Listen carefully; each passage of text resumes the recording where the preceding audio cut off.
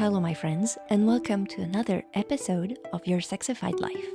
I'm your host, Dr. Fanny, your sassy French physician, helping you reignite your aliveness by stepping out of sexual numbness, life autopilot, and self-hate. Using self-discovery, building sexual wellness, and reclaiming pleasure, we discuss how to feel truly alive again with thriving sex as a bonus. Because being alive is sexy. Welcome to your Sexyfied Life. Hi everyone, and welcome to another episode. If you're new here, welcome. And if you're already part of the Sexyfied family, welcome back. And thank you all for sharing your valuable time with me. I always appreciate. Today, I wanted to talk about safety. You've already heard me say a few things here and there about how self-evolution and wellness, and that includes sexual wellness as well, are in the end almost always a matter of three basic pillars: safety, love, and belonging. Although we could argue safety is a needed base for love and belonging too, so let's talk about this big root, safety, and its many layers. In my totally biased opinion, there is no wellness in sexual wellness without safety. When you reclaim your safety in sex and pleasure, suddenly you feel safer in your life overall because you digest your traumas, because you reconnect to your self-consent, because you acknowledge you are allowed to experience pleasure and feel good about it, literally connecting to your life-creating energy. So it feels very important, just saying. As a quick introduction, there are 5 layers of safety: physical, emotional, mental, energetical, and spiritual. Don't worry if you didn't note that, we'll come back to it. Some of them may resonate, others may not. As usual, take what you need, leave what you don't. Let's dive in. Let's start with physical safety first. If you are in actual danger with a vital threat to your life, like when we were walking in the savannah chased by lions, or when we are running from a life-threatening situation in our modern world, all of your energy is going to things that will actually help you survive. Your blood will go to your legs so that you can run. Your pupils will dilate so that you can see. Your heart rate will increase to bring more clean blood to all of the parts needing it. That's the activation of your sympathetic nervous system. Needless to say, when you are in that state, well, optional activities like digestion or having sex are not really on the menu.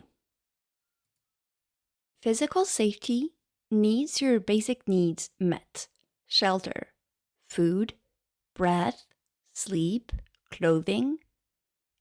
It's really difficult to have pleasure with someone or yourself when you don't know how you will put food on the table, for example.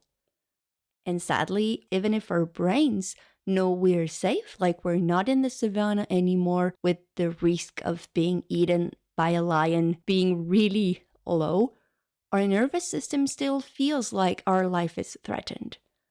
When we lack sleep from work that makes us feel bad, or from screen time, when our breath is restricted from the stress we are experiencing daily, when our clothing creates so much reactions around us that it ceases to be a clothing and becomes a source of unsolicited attention, comments, or risk of being assaulted, how do you want to feel safe with this threat on your basic needs? That's when the distinction between stressors and stress comes in. You can find more about that in the amazing book Burnout from Emily and Amelia Nagoski. It's an amazing book. Read it. You're gonna love it. Sometimes you can get rid of the stressors, like you can quit your job with this asshole boss. You can move to a more quiet place if you feel the city is overwhelming your senses. And sometimes you can't. Like, sorry, you can't get the kids back. They're here. If we take our shoulders, for example, when something surprises you, you inhale quickly and block your breath and raise your shoulders like, and in our modern world, there are still many reasons to be afraid or to be surprised. There's the risk of being hit by a car, of getting mean comments from people, and a lot of other things. Also, our posture is degraded from our daily habits like screens and rounding shoulders from our heartbreaks. Your shoulders can tighten with all of that. And you can't suppress the possibility of being hit by a car, but you can get a massage from yourself or a loved one or a professional to release the tension in your shoulders. And suddenly, the stressors are still there, but the stress is gone. When your body is filled with incomplete stress cycles, like your shoulder tension, for example, its mobility is restricted. Your breath is restricted. Your body doesn't have access to its full capacity of resources, since a big part of your energy is stuck in your incomplete stress cycles. Our bodies are designed to be mobile, breathing, healthy, vibrant. And when our energy, resources, and mobility are decreased because of the stored stress and incomplete stress cycles, our bodies feel physically threatened because they have to function in a degraded mode. Just like when your computer starts slowing down because its memory is almost full, that's the same. If your body is filled with tensions and feels physically threatened, there's very little chance you will be comfortable enough to want any type of sexual interaction with yourself or with someone else. There are a few things you can do to complete your incomplete stress cycles. You can move or do any type of physical activity, dancing, swimming, running, any type of movement that you like. You can breathe. We all know we feel good after taking a few deep breaths and know we should do that more often. You can also have positive social interaction, spending time with friends, with loved ones. You can laugh. You can have a good old cry or receive some tenderness or choose a creative expression time. All of those tips are here to create more inner and physical safety because you have cleared the inner space that was taken by your incomplete stress cycle now that you have completed them. Let me give you that list again. Move or do any type of physical activity, taking deep breath, having positive social interaction, laugh, a good cry, tender moments, or creative expression. Again, you can dive deeper in the Burnout book. It's amazing, like a life-changing book that will benefit every woman who reads this and thus will help change society. Just saying. If you want a more concrete example regarding our sexuality, when you release the fear that has been stuck in your pelvic floor for decades, maybe you've been abused, or maybe you just have forced yourself to insert a tampon in your vagina every month for a decade.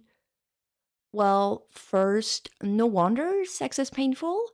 And second, when you release that, suddenly your pelvic floor relaxes and you'll feel better and sex will be more enjoyable. The incomplete stress cycles has been completed. Your body comes back to its natural state, and you're more likely to want to have sex if you don't feel anything painful. So the questions I love to ask my coachees when we start this work together is, do you feel safe in your body when you're having sex?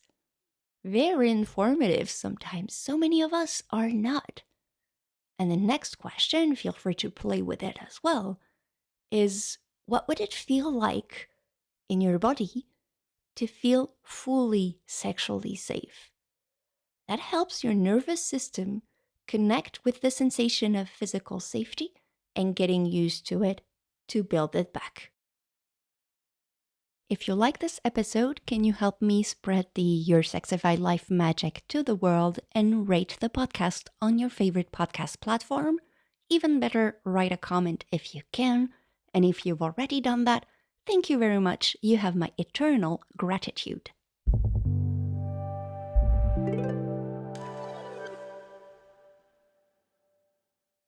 Let's talk about emotional safety, because this one itself has many roots, challenges from your unmet physical needs, and also what comes from society and all the mess in between. The first part is pretty self-explanatory again.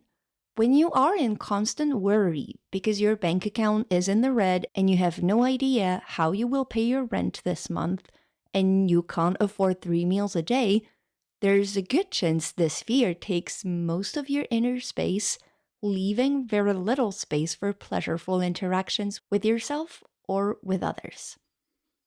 If your clothing creates unsolicited attention, mean comments, and disrespectful behaviors, this will create so many emotions like shame, disgust, low self-esteem. We could talk about why this is so problematic per se and what to do about it, but today we'll focus on safety. All of these emotions are not really creating emotional safety to have sex and enjoy pleasure with yourself or others. If you feel your body is disgusting, your genitalia is ugly, how will you feel about sexual pleasure? So, what is emotional safety? It's a combination of being appreciated, loved, supported, heard, and listened to.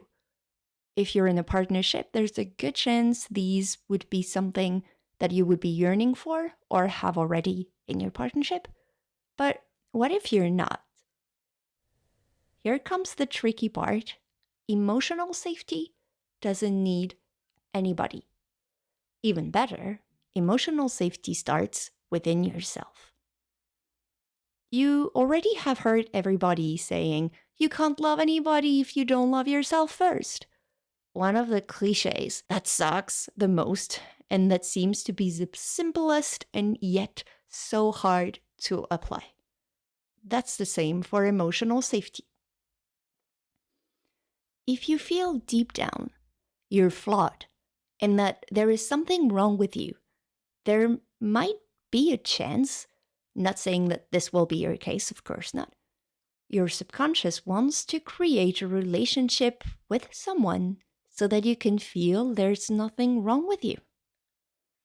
Don't get me wrong, it's amazing to be in a relationship where you feel there's nothing wrong with you. We just need to be aware, is it truly the case? And not a mind game of, I feel normal and there's nothing wrong with me because I'm in a relationship. Or, I need this person to reassure me, and hearing this person say again and again and again that there is nothing wrong with me helps me a little because I can't feel it myself. The thing is, the safety created in that situation has pretty wacky foundations. Let's also acknowledge that I'm 100% generalizing and making things black and white, which there are not, but it's easier to understand. Two things can happen here. First, if the situation changes, if the relationship ends, your safety goes away with it too. And that sucks, because you end up being where you were before the relationship. Second, you can't trick your nervous system. If you truly don't feel safe, there's a little music in the background of your brain playing, I'm not safe, I'm not safe, I'm not safe, I'm not safe. So you can add all of the outside emotional safety in the world, all of the validation and the you're normal of the world that will never cover your background music, just like a pot having a little hole and water getting out all the time. How can you create space for pleasureful sexual interaction if you have this little music inside of you that says, I'm not safe, I'm not safe, I'm not safe? This will never work. Or if it does, only for some time and then boom, desire disappears and you end up being numb, etc. So, not a really ideal situation either. That's the perfect transition to circle back to societal threat to our emotional safety. I'd like to point out before starting how things are changing, which is a good thing, and also how we still have such a long way to go. There are the obvious ones.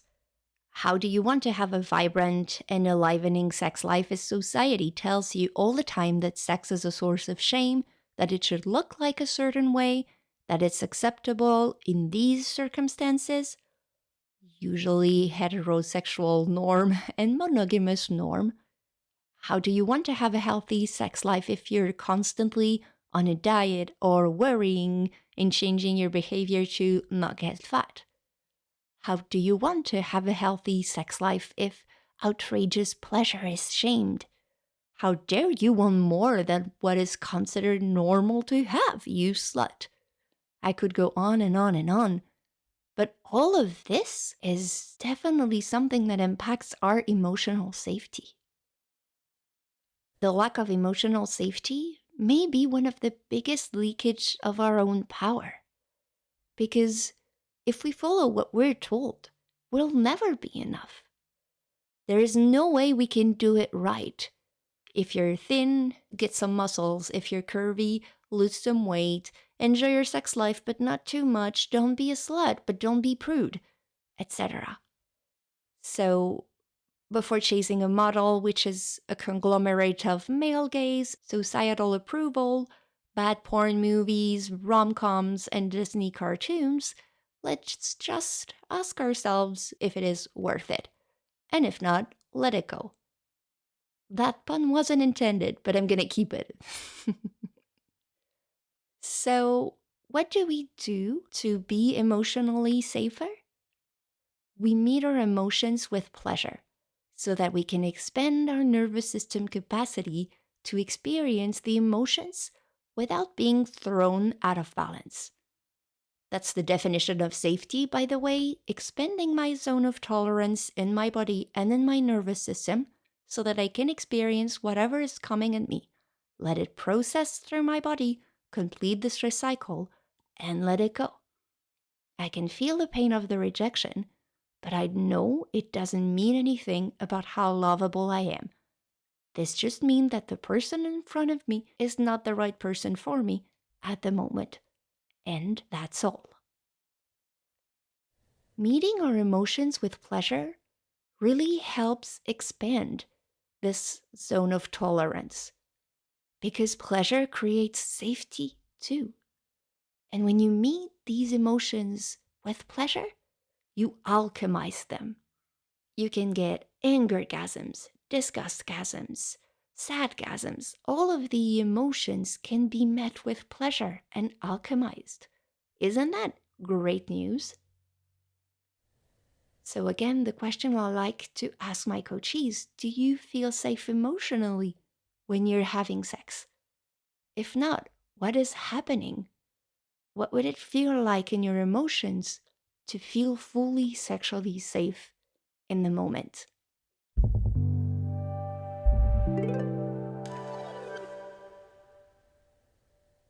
Let's take some time to focus on my personal favorite, mental safety.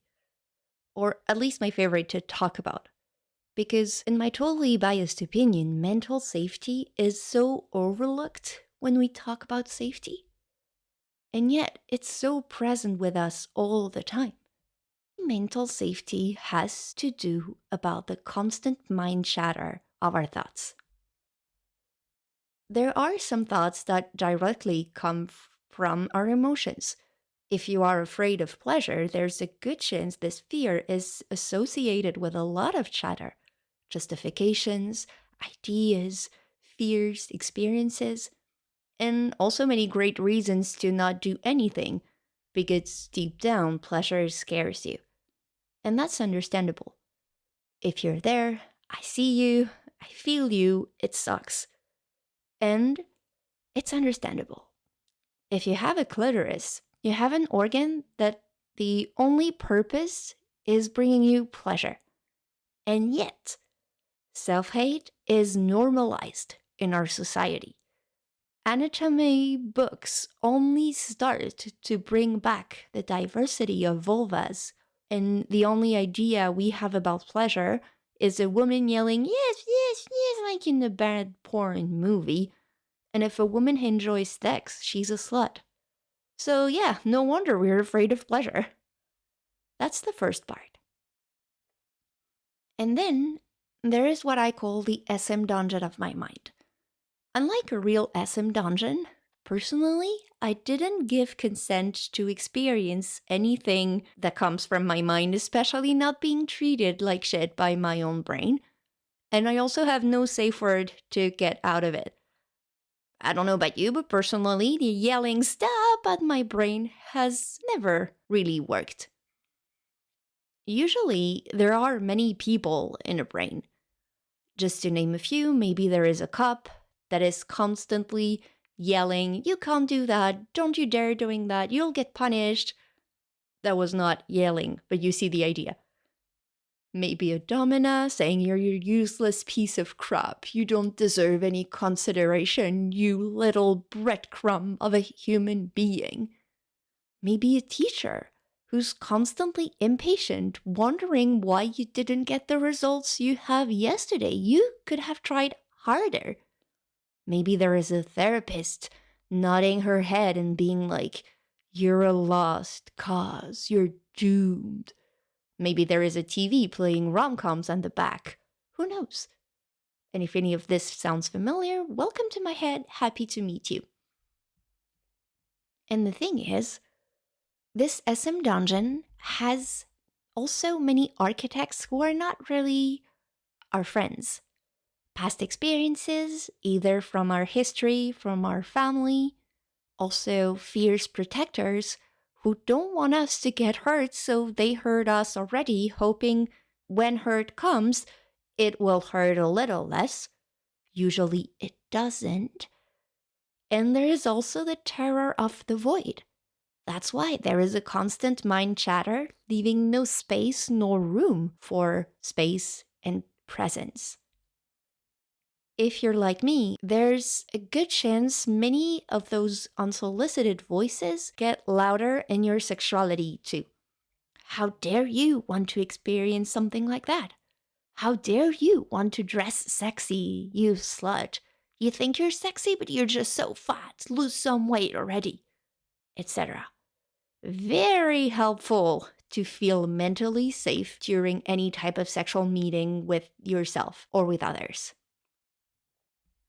This mind chatter challenges our 3 pillars of safety, love, and belonging. But most of all, it challenges our belonging. Because usually the unsaid part of what these voices are saying is behave yourself. Do this like everyone else. Don't do that so that you don't get noticed. Why do you want that? Can't you just be like everyone else and want the same thing as everyone else? So don't get surprised if you have done tons of work on your safety already, and yet mental safety still feels like a big challenge. That's just because they don't have the same major role in the college curriculum of impacting your life.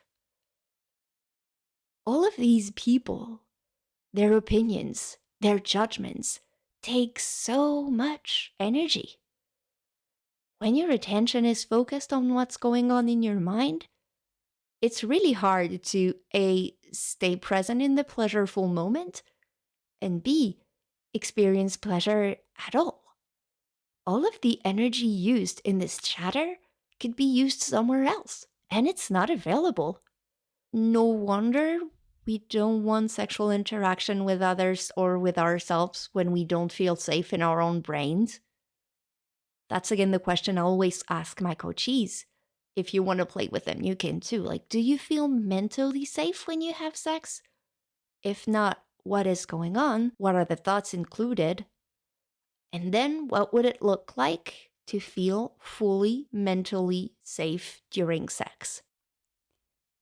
If you know someone who would benefit from this episode, feel free to send it to them or share it with your friends. You can tag me on Instagram at with Dr. Fanny. Thank you very much.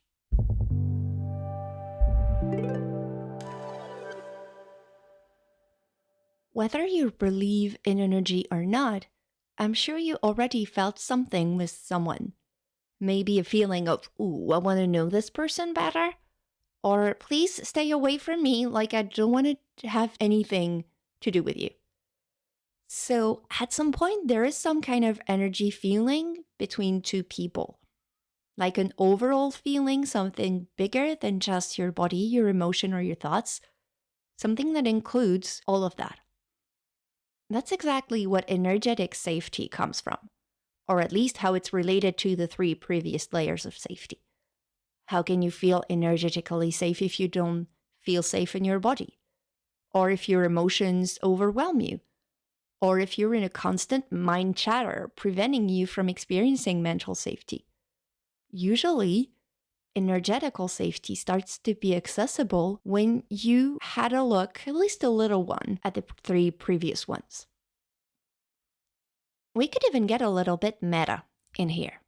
If you remember, we discussed digesting and completing incomplete stress cycles, unprocessed tensions, conditionings, emotions. And when you digest that, you get back the energy that was stored into it, or more accurately, the energy that was used to maintain this part of you in an imbalanced state. Let me say that again because it's very important. When you maintain something out of balance, when you maintain a tension, an emotion, a story, it consumes energy that is not available anywhere else. And when you complete this stress cycle, you get that energy back because you're coming closer to how you're supposed to function, letting things go through you and get back to your window of tolerance. So when you do that, you reclaim your energy. And with this, you reclaim your power. You are more grounded, more into yourself, at home within yourself. You're more connected to your truth because there's less power leakage in stories, emotions, and conditionings. You're showing up from a place of wholeness, so you feel energetically safe. The idea of wholeness can be seen in your sexuality too. If you are resisting something, because, for example, good girls don't do that, like anal sex, for example, yet you truly want it, some energy is lost in pretending you're not interested. Whereas if you honor that you want it, you get the energy back. That doesn't mean you need to experience it. You can enjoy anal sex in your fantasies only. There's no obligation to get in action, but at least you do that from a place of wholeness. Side note, there is a big difference between I'm not interested and I'm telling myself I'm not interested because I'm ashamed, scared, afraid, and I'm pretending this desire doesn't exist. La la la la la la. It's totally okay to have zero interest in something. Maybe it will come later, or maybe not, and there's nothing wrong with that. Just check in with yourself first if it's truly about, I'm not interested, or if it's a question of trying to trick yourself. And if you notice you're tricking yourself, congratulations, you have made a major discovery and you can start changing things. So again, the questions I always ask my coachees, and we dive deeper with other questions to help excavate with love and kindness all the vulnerable parts hiding under that. Do you feel energetically safe when you're having sex? What would it feel like to feel fully sexually safe energetically?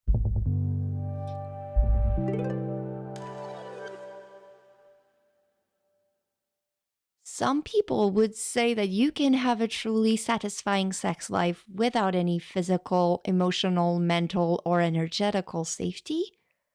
In my gynecology and coaching practice, it's rarely the case, and things change for the better when we address those directly. Regarding spiritual safety, I think this is the one that really depends on what you believe and what feels true to you, and also maybe where you are in your life journey. If spirituality isn't your jam and you want to enjoy and take the most out of the pleasure that is available and the amazing sexual experiences you can have, congratulations, enjoy, and go do that. And for some of us, that's not enough. The idea of using pleasure and sex as a way of connecting to something bigger than us feels good. Feels like we've deepened our connection to the universe, to the mystery of life, to the infinite source of deep love, basically using sex as a form of active meditation. Sometimes it helps to feel supported by a divine force, connected to the universe, supported by a team of magical beings, or just knowing you're not alone. That helps relax and surrender. Because let's face it, doing it on our own, muscling through things, can feel pretty hard to do by yourself and also lonely. And loneliness isn't the best way to create a sexual interaction that feels good, either with others or with yourself. So, quick safety has 5 layers. The first is physical safety. You feel safe when your basic needs like food, shelter, clothing are met, and when they are not, or when you are in a threatening situation, your body and your mind are less available for optional activities. Then comes emotional safety. When you live in a world that constantly shames sexuality, shames your desires, or let you feel you will never be enough whatever you do, it has an impact on you. And yet, one of the pitfalls to avoid is to want to gain your emotional safety from others, because it never truly works. Third, mental safety. Either your thoughts associated with emotions, or just the people in your head dedicated to make you feel like shit, like the SM dungeon of our minds and its mean architects. Fourth, energetical safety. This one starts when you have done some work with the 3 others. It helps you feel whole, which is great for your life and your sexuality. And 5, spiritual safety. Feels like a lot? Maybe, but what's truly magic is that when you start addressing 1 or 2, their impact goes to all the others. If you found this episode interesting and want to dive deeper, you can find my free ebook to start the journey. It's called Essence, Awaken Your Body to Reclaim the Pleasure of Being Alive. You can find it in the show notes and at www.fannyleboulanger.com/essence. I can't wait to hear what you think about it. Thank you so much for tuning in today and sharing your time with me, and I'll see you next time.